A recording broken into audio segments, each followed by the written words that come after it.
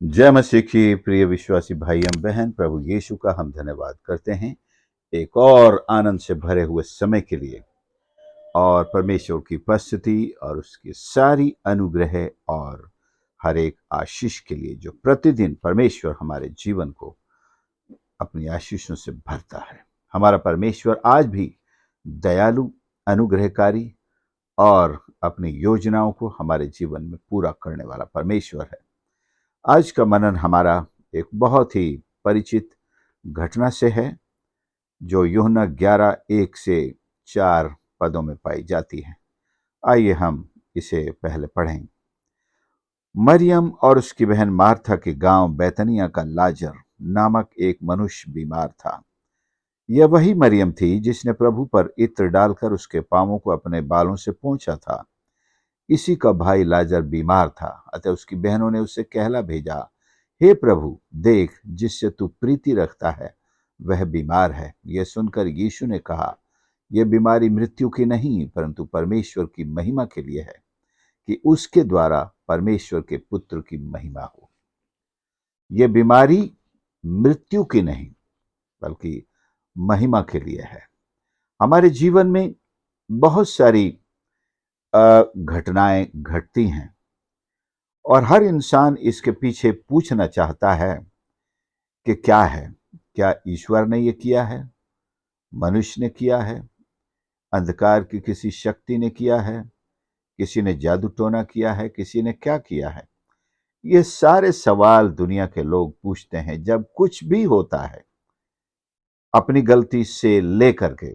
कुछ लोग अपनी गलती भी उसमें मानते हैं, मुझसे गलती हुई, मैं सावधान नहीं था, मैं प्रार्थना करके नहीं निकला, मैंने देखा नहीं, मैंने ये वो, और मैंने न पता नहीं क्या खा लिया, किसी ने क्या खिला दिया, किसी ने मेरे साथ कुछ कर दिया है, ऐसे वगैरह वगैरह सैकड़ों हमारे साथ ऐसे हम अपने आप को तसल्ली देने के लिए उत्तर खोजने की कोशिश करते हैं। यहाँ पर बहनों ने तो नहीं कहा कि लाजर क्यों बीमार है, और बीमारी किसी भी कारण से आई हो सकती है। लाजर को खाने पीने से लेकर या और किसी बात के कारण वो बीमार पड़ गया हो, जिस प्रकार आम हम लोग भी बीमार पड़ते हैं, बीमार पड़ गया। लेकिन प्रभु यीशु की एक भविष्यवाणी उनके वचनों में छिपी हुई है, ये बीमारी मृत्यु की नहीं है।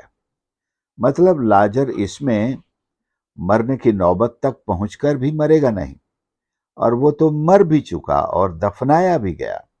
परंतु प्रभु यीशु का ये पहले से ही कह देना कि ये मरा हुआ, मतलब उसको लोगों की समझ के अनुसार इंटरप्रेट करना पड़ेगा। उस समय ये समझ सकते थे कि मरेगा नहीं, लेकिन जब हम देखते हैं कि लाजर तो मर गया और गाड़ा भी गया, ऊपर से 4 दिन भी हो गए, तो इस भविष्यवाणी का मतलब ये निकलेगा, भले लाजर मर क्यों न जाए, परमेश्वर उसको अपनी महिमा को प्रकट करने के लिए जिंदा कर देंगे। और ये बात तो प्रभु यीशु के ही मन में थी, किसी चेले की भी समझ में नहीं आई कि प्रभु के कहने का क्या मतलब है। शायद उन्होंने यही समझा होगा कि लाजर मरेगा नहीं, इस बीमारी में मरेगा नहीं। कई बार हम भी सोचते हैं कि ये परिस्थिति या हमारी जो है, इसमें इतना बुरा कुछ नहीं होगा, चिंता मत करो, ऐसा कुछ नहीं होगा। लेकिन वैसा हो जाता है, जो हम नहीं चाहते हैं हो जाता है। उसके बाद परमेश्वर के चमत्कार का काम शुरू होता है। तब हम देखते हैं परमेश्वर कैसे एक ऐसी परिस्थिति जो हमारे हाथ से निकल चुकी होती है, जो हमारे सांसारिक उपायों को अब फेल कर चुकी होती है, तब परमेश्वर अपना हाथ बढ़ाते हैं और वापस पुरानी आशीष में हमको लाकर खड़ा करते हैं। ये इसे चमत्कार कहते हैं। परमेश्वर को पता होता है कि ये परिस्थिति कहां तक जाएगी, हम कल्पना नहीं कर सकते। लाजर की बहनों ने ये कल्पना नहीं की होगी कि ये जो बीमारी आई है, पता नहीं क्या बीमारी थी, हो सकता है बुखार हो सकता है कुछ और फूड पॉइजनिंग हो, लेकिन उन्होंने इतना तो निश्चय नहीं सोचा होगा कि इस बीमारी से हमारा भाई चला जाएगा। और उन्होंने प्रभु यीशु को मैसेज करने में भी देर न की और मैसेज समय से पहुंच भी गया। और लिखा है यीशु जहां पर था और 4 दिन वहां रुक गया। जब उसने सुना कि वह बीमार है तो जिस स्थान पर वह था वहां 2 दिन और ठहर गया। 2 दिन प्लस 2 दिन और 4 दिन टोटल उन्हें लगे, समझो। 2 दिन से तो लाजर का मैसेज पहुंचने में या जहां पर थे वहां से आने में 2 दिन और लग गया, क्योंकि जो भी मैसेज लेके गया उसको 2 दिन लग गए।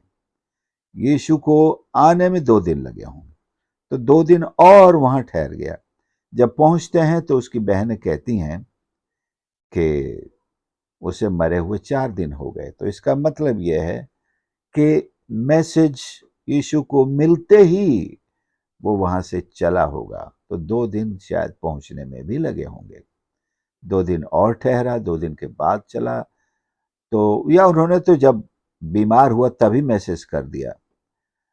तो यीशु जो है टोटल 4 दिन लेट वहां पर पहुंचते हैं।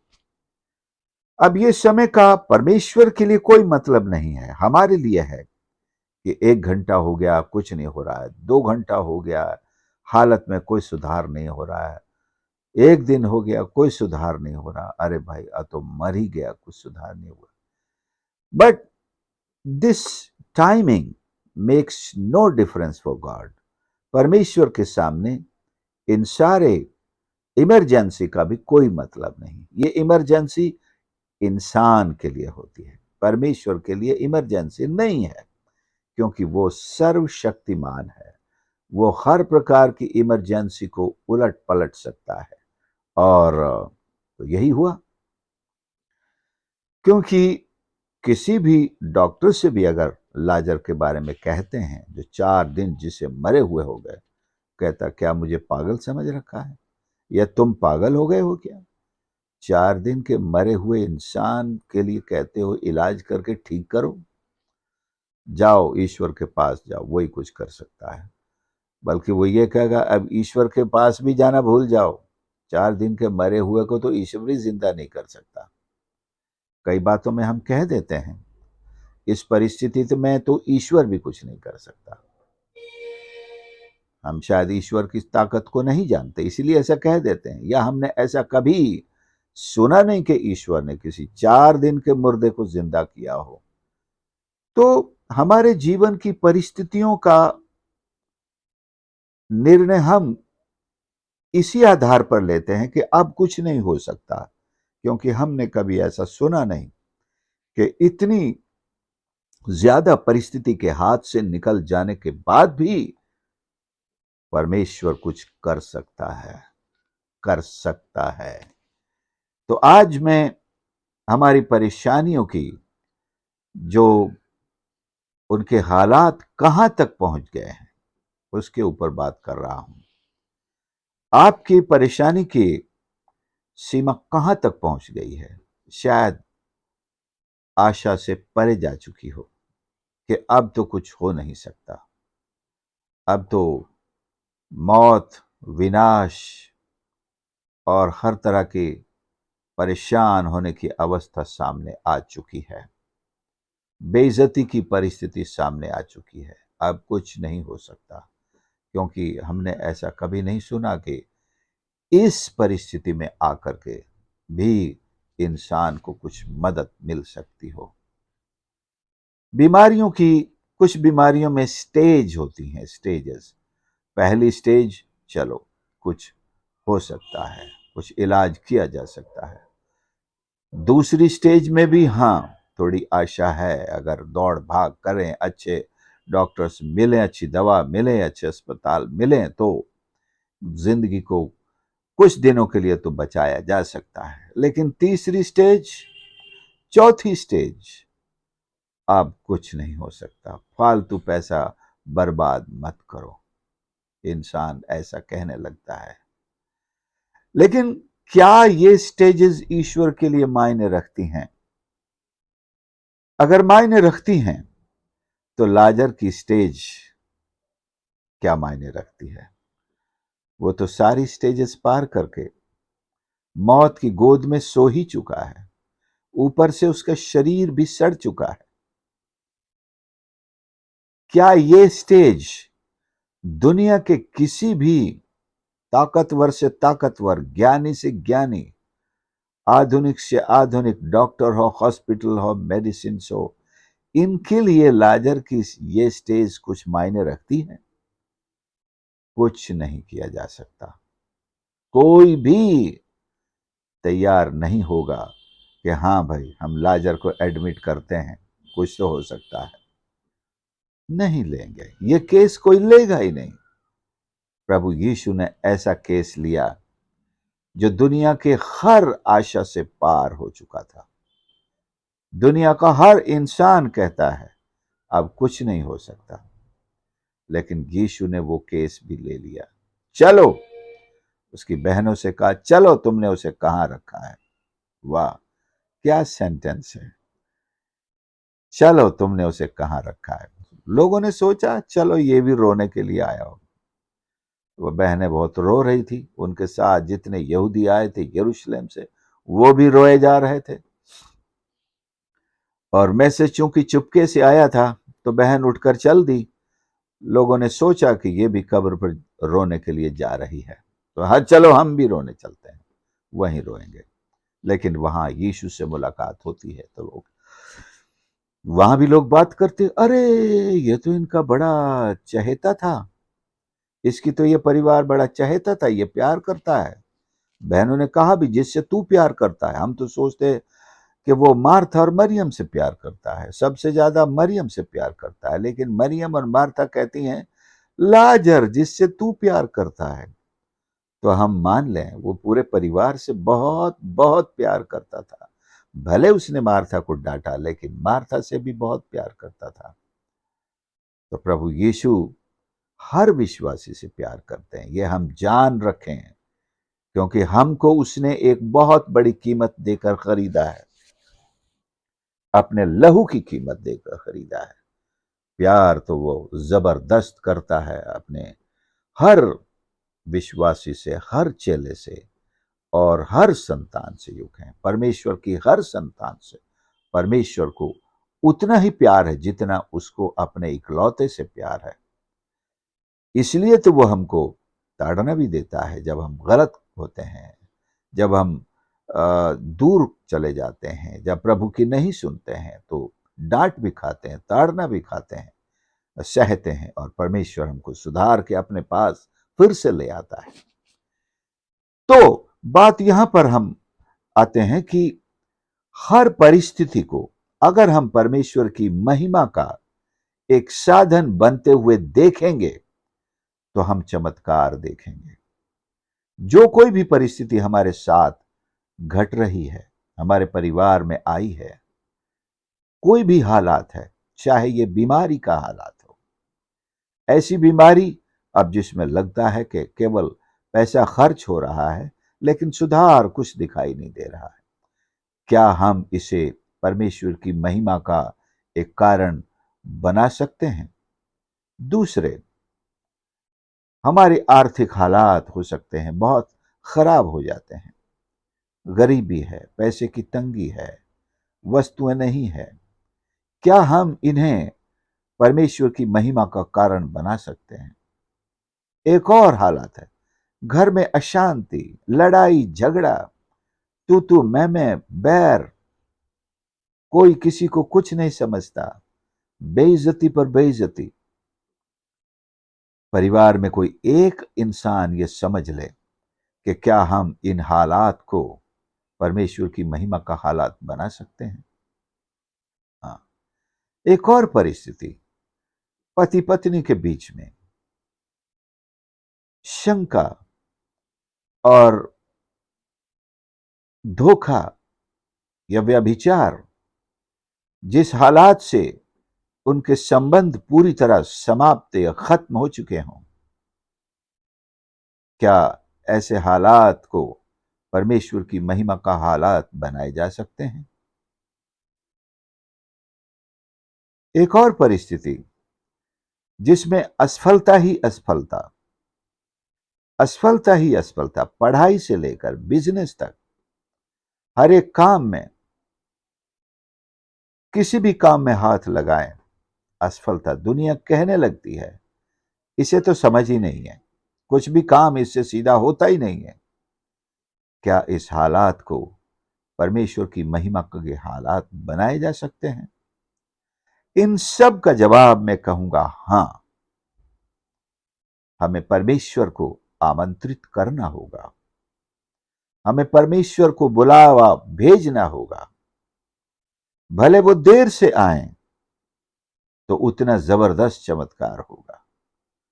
परमेश्वर आएंगे, प्रभु यीशु आएंगे और हमारे हालात को पिता परमेश्वर की महिमा और पुत्र की अर्थात स्वयं की महिमा का कारण बना देंगे, साधन बना देंगे, और हमारी जिंदगी एक छुटकारे से भर जाएगी, आनंद से भर जाएगी। हम मुस्कुराएंगे, आनंद करेंगे, प्रभु के उपायों को अपनी जिंदगी में पाएंगे, चमत्कार देखेंगे, चंगाई को देखेंगे, जीवन को फिर से पाएंगे, प्रेम को फिर से हासिल करेंगे, विश्वास योग्यता को, वफादारी को फिर से अपने जीवन में देखेंगे। तो ये सारे हालात बदल सकते हैं।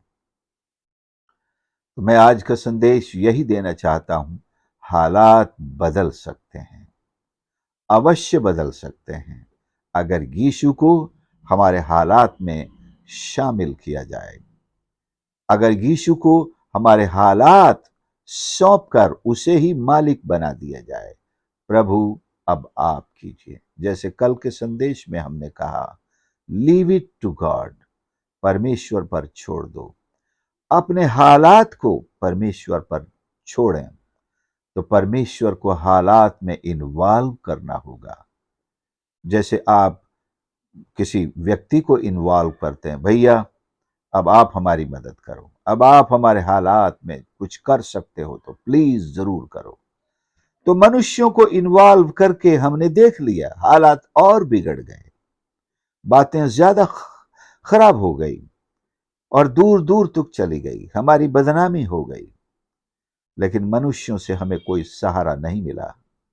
लेकिन अब हम एक ऐसा सहारा लेकर आते हैं, उनके पास जाते हैं, उसे अपने पास बुलाते हैं, जो हमारे हालात को हमारी सकारात्मक योजना में बदल सकता है, हमारे आंसुओं को आनंद में बदल सकता है, हमारे रोने को आनंद में बदल सकता है, हमारे विलाप को बदल सकता है, हमारे सिर पर की जो राख है उसको हटाकर सुंदर पगड़ी हमें पहना सकता है। लेकिन हमें उसे अपने हालात में लाना होगा। We have to bring Jesus into our situation, an entrance of our God into our situation. हमारी परिस्थिति में यीशु को लाने का मतलब है सबसे पहले उसे अपनी जिंदगी में लाना। अगर आपने उसे जिंदगी में नहीं लाया, मैं सोच सकता हूं मरियम, मार्था, लाजर की जिंदगी में यीशु था, तभी तो वो उसके पैरों पर बैठ करके वचन सुनती थी, वो विश्वास करते थे। लेकिन अब इस घटना से यह स्पष्ट हो जाता है कि वो दोनों और तीनों और मुकम्मल तौर पर प्रभु यीशु में विश्वास करने लगे हैं। उन्होंने खुद कहा, यदि तू यहां होता, तो यीशु तो परमेश्वर के रूप में हमेशा हमारे साथ होते हैं, वो चाहे फिजिकली वहां ना भी हो, एक ईश्वर के रूप में, सर्वव्यापी परमेश्वर के रूप में वो हमारे साथ हैं, हमारे साथ हैं ही। लेकिन यहां व्यक्तिगत तौर पर उनकी उपस्थिति को अपने हालात में इन्वॉल्व करने का मतलब है अपने सारे हालात उन्हें सौंप देना है। आप इनमें प्रवेश कीजिए, आप आइए, आप अपने हाथ में लीजिए, प्रभु मैं थक चुका हूं, मेरी ताकत खत्म हो चुकी है, मेरे सारे प्रयास विफल हो चुके हैं, मेरी समझ काम नहीं कर रही है, मेरे जितने साधन हैं वो सब फेल हो चुके हैं। जिस जिस पर मैंने भरोसा किया वो कामयाब नहीं हुए प्रभु। अब केवल एक ही सहारा नजर आता है जो सब कुछ कर सकता है, वो तू है प्रभु। मेरे हालात में प्रभु आप आइए, प्रवेश कीजिए और मुझे छुटकारा दीजिए, मुझे बचा लीजिए, मुझे खड़ा कीजिए, इस परिस्थिति को बाहर कीजिए, मेरे जीवन से, परिवार से दूर कीजिए और इन हालात को बदलकर मेरे फेवर में खड़ा कर दीजिए। सारे दुश्मनों को आप संभाल लीजिए, उनकी दुश्मनी आपको सौंपता हूं। परमेश्वर मेरी दया कर, मुझ पर दया कर, मेरी सहायता कर परमेश्वर। जब हम इस तरह अपने आप को पूरी तरह समर्पित कर देंगे, अपने हालात को सौंप देंगे, तो हमें एक आजादी महसूस होगी कि हाँ, अब कोई मेरे लिए करने के लिए खड़ा है। जैसे कोई किसी के घर आप जाएं और उससे कहें, और वो व्यक्ति बेचारा इतना उलझा हुआ है, मैं कहाँ कहाँ जाऊं, क्या करूं, कुछ समझ काम नहीं कर रही है। आपने कहा उसको, एक गिलास पानी पिलाया, कुर्सी पर बैठाया, आप तो यहाँ चुपचाप बैठ जाओ, अब मैं सब काम करता हूं, देखना तो सब हो जाएगा, थोड़ी देर में सब हो जाएगा। और वो व्यक्ति निश्चिंत होकर के बैठ जाता है, खुश हो जाता है, देखो अब कोई करने वाला आ गया है, ये कर देगा, कोई चिंता नहीं। ये सब कोई आपसे आके पूछे, अरे वो काम करना, हाँ हो जाएगा, ये भाई साहब आ गए हैं, ये बहन आ गई है, ये सब कर देंगे, हो जाएगा, वो कर रहे हैं, हो जाएगा। इस तरह से हमारे परमेश्वर को जब हम सौंप देते हैं, हमें भी एक निश्चयता हो जाती है कि अब सब कुछ ठीक हो जाएगा, अब सब कुछ हो जाएगा, मेरा प्रभु है ना मेरे साथ, मैंने अपना सब बोझ उसको दे दिया है, सब हो जाएगा, ठीक हो जाएगा, सब ठीक हो जाएगा, सब हो जाएगा। सुप्रियो, क्या आप अपने हालात आज प्रभु यीशु को सौंपना चाहते हैं? मैं यही कहूंगा कि इसमें सोचने की जरूरत नहीं है, इधर उधर ताकने की जरूरत नहीं है, किसी से सलाह लेने की जरूरत नहीं है। आप अपने मन से, अपने हृदय से अपने जीवन के सारे फैसले यीशु के हाथ सौंप दें, अपने सारे हालात उसको सौंप दें। हम हालात के नाम नहीं पूछना चाहता हूं मैं, लेकिन आप अपने हालात के नाम बोल सकते हैं, कह सकते हैं, प्रभु ये परिस्थितियों के नाम होते हैं, उनके नाम ले सकते हैं। बीमारी की हालात हो या गरीबी के हालात हों, लड़ाई झगड़े के हालात हों, मनमुटाव के हालात हों और अविश्वास के हालात हों, डर के, भय के हालात हों, तंगी के हालात हों, सकेती के हालात हों, हालात के नाम होते हैं, आप उनके नाम ले सकते हैं। एक से ज्यादा है तो एक से ज्यादा के नाम ले सकते हैं और मेरे प्रभु से कहिए कि प्रभु आप इन हालात में आइए, प्रवेश कीजिए और मुझे छुटकारा दीजिए, मुझे आजादी दीजिए, मुझे चंगाई दीजिए। परमेश्वर निश्चय आजादी का परमेश्वर है। He is God of freedom. जो पुत्र पर विश्वास करता है, फ्रीडम उसको मिलती है, आजादी मिलती है, क्योंकि लिखा है पुत्र ही स्वतंत्र करता है। हर हालात से पुत्र ही हमें स्वतंत्र करता है। यूहन्ना 8 अध्याय उसके 32 में लिखा है कि वही हमें स्वतंत्र करता है। सो आइए हम प्रार्थना करें और अपने हर प्रकार के हालात को आज इस प्रार्थना में प्रभु को सौंप देंगे। प्यारे प्रभु, मेरे परमेश्वर, मैं धन्यवाद करता हूं आपके इस पवित्र वचन के लिए, जो हमें शिक्षा ही नहीं देता बल्कि हमारी आंखें भी खोलता है, हमारी हर एक कमजोरी को भी हम पर प्रकट करता है और आप पर विश्वास करने और आपको अपने जीवन में आमंत्रित करने, अपने जीवन के हालातों में आमंत्रित करने के लिए आज आपने हमको प्रेरित किया है प्रभु जी। हाँ परमेश्वर, सचमुच में हम बहुत बुरे हालात से घिरे हुए हैं, हर प्रकार के हालात ने हमारी कमर को तोड़ा है, हमारे जीवन को दुखी किया है, यहाँ तक कि कईयों को बिस्तर में पटक दिया है परमेश्वर, और ऐसी स्टेजेस में ला दिया है जिस स्टेज ने निराश किया, निराशा की, और गहराई से और गहराई तक लाकर खड़ा किया, जहां हमारी सारी आशाएं टूट चुकी हैं। और जिस तरह लाजर मृत्यु को प्राप्त हो गया, हमारी आशाएं भी प्रभु मौत को प्राप्त हो चुकी हैं। हम सोच रहे हैं शायद कुछ भी नहीं हो सकता, लेकिन आज हमने आपके वचन से सीखा है, हालात हमारे हाथ से भले निकल जाएं, प्रभु आपके हाथ से वो हालात कभी नहीं निकल पाते। तू कल और आज और युगान युग का परमेश्वर है। हे परमेश्वर, हमारी परिस्थिति में आइए, हमारे हालात को प्रभु यीशु आप अपनी झिड़की से, अपनी फटकार से दूर कीजिए परमेश्वर, और हमको अपने आशा से आनंदित कीजिए, अपने उद्धार से आनंदित कीजिए, अपनी आशीषों से हमारे मुंह को हंसी से भर दीजिए परमेश्वर। आप हर एक की परिस्थिति में प्रवेश कीजिए। मैं प्रार्थना करता हूं हर एक सुनने वाले के लिए, उनके परिवारजनों के लिए। यदि आज किसी भी परिवार में किसी भी प्रकार का कोई हालात जो बिगड़ चुके हैं, प्रभु आज आप अपनी उपस्थिति से प्रवेश करते हुए परमेश्वर इन सारे हालात को प्रभु यीशु के नाम से बदल दीजिए।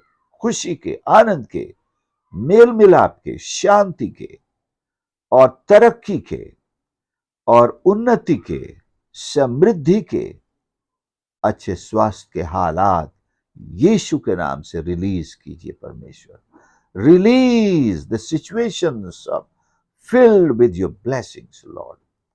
Healing the situation of healing in the name of Jesus. Oh, my Lord, my God, let there be change in the situations of people. लोगों के हालात में परिवर्तन आ जाए, आज और इसी वक्त परिवर्तन आ जाए परमेश्वर। आप उपस्थित हों, आशा से आनंदित कर प्रभु। धन्यवाद करते हैं ये प्रार्थना सुनने के लिए। प्रार्थना उद्धारकर्ता प्रभु यीशु के नाम से मांगते हैं, आमीन। प्रभु आप सबको आशीष करे। आशा है आपने संदेश को सुना है, और मेरा निवेदन है आप इसे दूसरों के साथ भी जरूर शेयर करें। हो सकता है और कोई अपने हालात की निराशा के आखिरी पायदान पर खड़ा हो और उसको परमेश्वर की सहायता प्राप्त हो जाए। अवश्य वो भी अपने जीवन की खुशियों को दोबारा हासिल कर सकें, जिस प्रकार मार्था, मरियम और लाजर ने अपनी खुशियों को वापस पाया। क्या जाने कौन हमारे दर्शकों में से अपने जीवन को फिर से आनंद से भर सके। प्रभु आपको आशीष करे। यदि आपने इस चैनल को अब तक सब्सक्राइब नहीं किया है तो प्लीज जाने से पहले सब्सक्राइब जरूर करें, अपना लाइक और कमेंट जरूर छोड़ें, और आप अपनी गवाही का 2 शब्द भी लिख सकते हैं। परमेश्वर आपको आशीष करे। God bless you.